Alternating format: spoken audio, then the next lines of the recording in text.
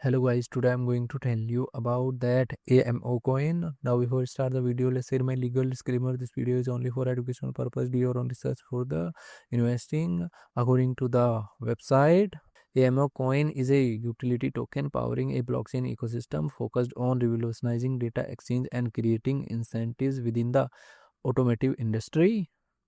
Automotive data ecosystem.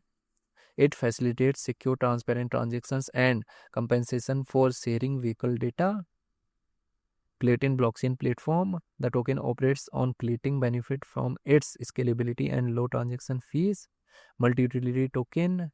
AMO is used for staking payments and earning rewards through apps like Drive to Earn platform. AMO coin project institutional rating is 4.2. AMO coin total supply is 21.2 billion and circulating supply is also 21.2 billion AMO coin. AMO coin is listed on Bithumb, Coin1 and other exchanges. If I share my opinion with you, then this project up to 70% chances that it is a legit or good project. So guys, don't take my opinion as a financial advice. Do your own research for the investing. Thanks for watching.